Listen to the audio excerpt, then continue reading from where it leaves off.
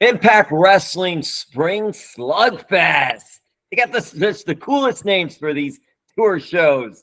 April 28th and 29th, Friday, Saturday in Chicago. You can see new Impact Wrestling World Champion Steve Maclin. How's that sound, Mac? Sounds fantastic. Long time coming. That's so great and all. It's so cool because not only you winning the world title recently, but also Deonna Purrazzo wins the Knockouts World Championship that night too. It's her third reign now. What was it like for both of you just to do that on the same night? Awesome. Took a little bit to kind of have it sink in until we we're kind of backstage and we were taking photos together, and it was we had a friend taking photos for us, and it was just one of those moments where we just kind of looked at each other like, holy shit, we did this. It's kind of cool. Now I'm thinking, Steve, and you tell me if I'm wrong or I'm right in this. This now makes you and her the first couple of professional wrestling. If that's what you say, then I guess so. We'll go with that. That's your words, not mine. We just both try to strive to be the best at what we do, and just so happens we're both on top of our divisions in Impact Wrestling. Well, then I'm saying it because you're both world champions. Yes, for Impact Wrestling. It's good to have that buzz too with Impact again.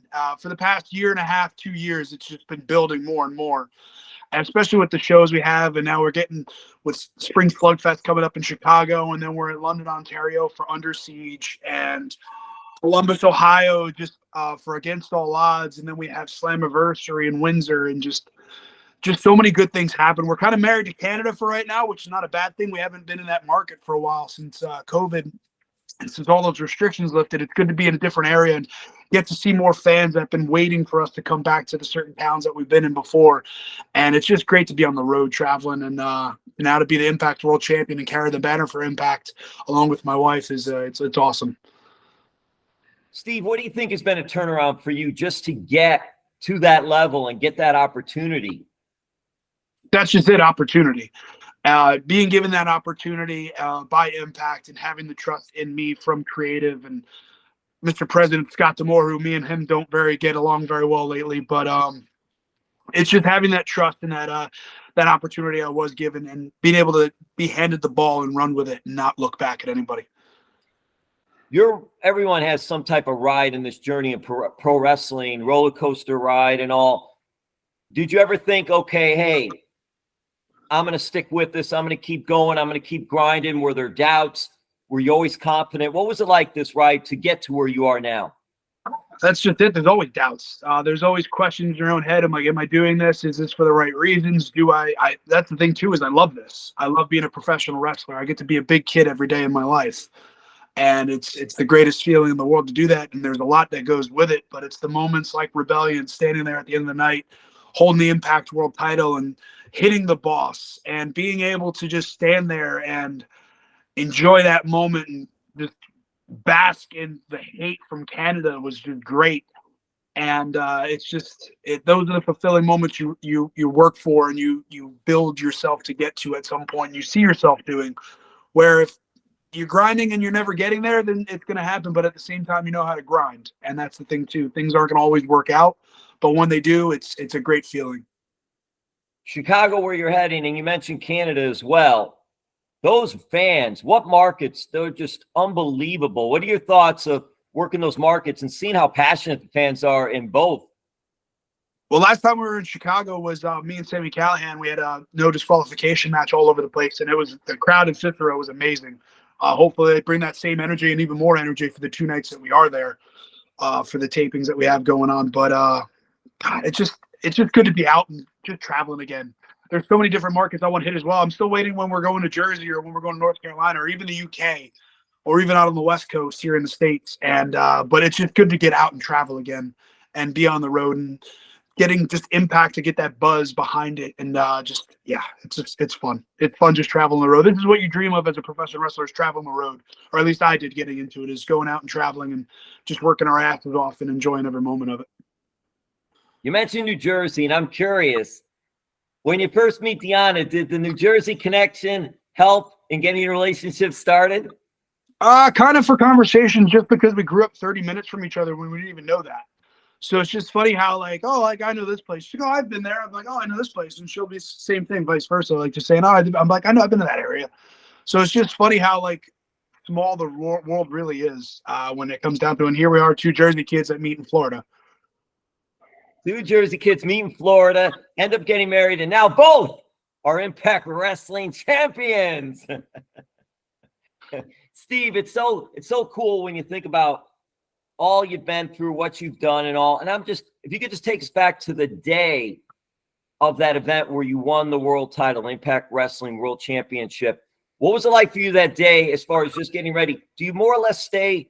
You have a huge match. It's your biggest match, main event, huge event. Do you stay away from everybody, keep it quiet? Is it just business as usual, casual, talk to people? What is it like for you that day getting ready for that?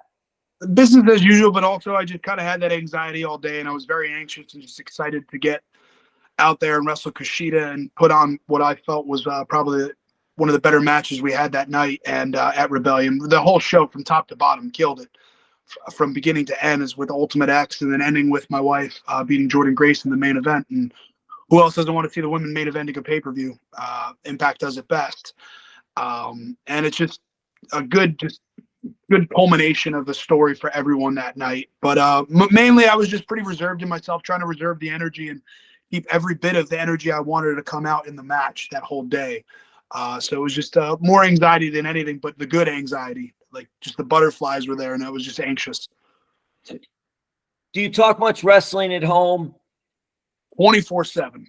I literally, just before the phone call, we were just talking wrestling. So my wife and I, so it's a never ending thing in this household where we have ideas or just things we could possibly do. And we have media the next 3 days. So wrestling is always on the brain and always being talked about, especially when you're both world champions at Impact Wrestling. That we got to carry the flag and get the word out there about Impact Wrestling and make this brand grow even more. And that's what our goal is.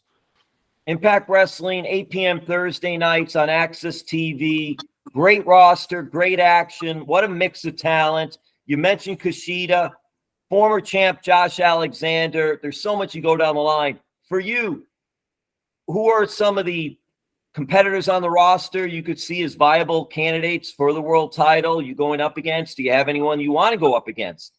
Right now, my target is PCO. Scott D'Amore made that loud and clear for Under Siege. That's my opponent, so that's who I'm building to right now. I know Nick Aldis put his nose out there at the end of Rebellion and wanted to try to steal the spotlight, but you can't really do that with me. But there's a lot of talent from top to bottom in the locker room for the men. Eddie Edwards, Alex Shelley, Chris Sabin, Chris Bay, and Ace Austin. I know they're a tag team, but those are two talents I would love to work with just because they're the younger and they're of this generation. Trey Miguel, just so many talent. And now that we have New Japan, there's a lot of New Japan working relationship as well. So with the Multiverse 2 coming up of For Whom the Bell Tolls in August, that was just announced for Philadelphia. So there's a lot of opportunities on the cusp. So it's just one of the things where I'm looking forward to the future. But right now, my target is PCO at Under Siege. See, what I'm thinking is with PCO, and I don't know why hasn't anyone thought of this yet. You take some water and you throw it on him. He's this is Frankenstein guy. He's robotic, and then just take him right out of it, electrocute him out of it. I know I've already beaten him before, so we're gonna see how it goes at Under Siege. I'm gonna do my best to adapt as always and take him on. And you talked about Scott D'Amore. So what's going on there, and how good did it feel to just get your hands on him after winning the world title? He can be so pompous sometimes. Scott loves the spotlight and for some reason just has to get involved as the president, and it makes no sense to me, but hey, whatever. I got to hit him with the world title after I won it, after he threw it into my chest at Rebellion, which kind of was provoking. So he kind of had it coming. He wants to be a bully. I'll bully him right back. Hey, we're family, friends. Anybody at the show when you both won your world titles? Just my wife was in the back in Gorilla. I had a lot of family at home watching, friends as well. So I had so many text messages from friends from other companies, just proud and happy. And it's just good that when you have that as a community in pro wrestling, no matter where we are and what company, it's just good to to still have that camaraderie in that locker room is not just one locker room, it's everywhere. So that's the good thing about wrestling is it's such a tight-knit group and that circus lifestyle where we all know the grind. And when somebody does something well, we always kind of try to reach out and let them know. Did you two celebrate with the dogs? Yes. That's all. You just heard them before we got on the call. You heard them barking, but it was good to get home to the pups. As soon as we won, I told her that I can't wait to get home to the pups. And also, Steve, are you now getting a degree? You're working on a degree. What is that? Yes, and in psychology, and what's the thought process of going and doing that? I actually just finished this semester. My next one starts next week online. But I'm working on my psychology degree with a main focus in mental health, and it's going well. It's hard on my end, especially with multitasking with wrestling and being on the road and constantly have my brain shut off. But it's also a good escape for my head to get to and kind of get away from wrestling at times, where I can kind of dive into just a thought process and learning about mental health and just how to communicate. And this past I had a theory of personality with my class.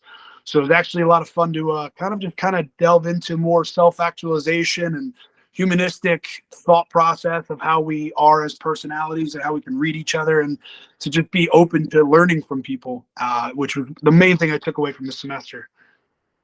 All right, Steve, we're going to wrap this up. And hey, I'm curious too.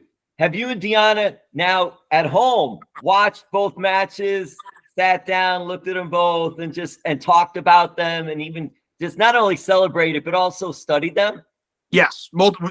The night of, after we both won, we got back to the hotel and ate pizza and watched our matches together in bed. So it's just funny how we never shut off, and we're always trying to improve. And even the other night we watched it again. My old tag partner Blake was in town, so we sat and watched, and he gave me his thoughts on it as well, and what could have done better or what could have done here. And just that's the only thing we could do is get better, and with honest feedback too, whether something's good or something's bad. And I always want to know what the bad is in a match of something I did so that I can improve and be the best that I can out there as an entertainer and a professional wrestler. Hey, what kind of pizza were you all going for that night? What's the go-to pizza for you? Unfortunately, they don't really have good pizza in Canada. They had Papa John's stuffed crust, which actually was really good, but it was still worth it. It was still worth it.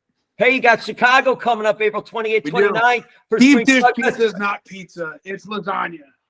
No offense to Chicago. It's very delicious, but it's not pizza. That's a lasagna with bread. All right, so let me get out of here because then Dr. Ross is going to go crazy. So he wears multiple hats, so we got to get out of here. But I'm thinking, hey, Maclin, you and Purrrazzo now as champions, Impact Wrestling champions. She's a knockout champ. You're the world champ. I'm thinking if you guys want to create mixed tag titles and be the champions, you have say now. The two of you could do this, and you could really rule the world. What are your thoughts, Maclin? Mixed tag team champs, Impact Wrestling, you two. We could do it, but that's up to our president, Scott D'Amore, if he wants to do that and pull the trigger on that. But who knows? He'll probably want to put himself in that spotlight. Yeah, I totally agree. You're right. You're right, Mac. Steve Maclin, Impact Wrestling World Champion. Thank you so much. Congratulations.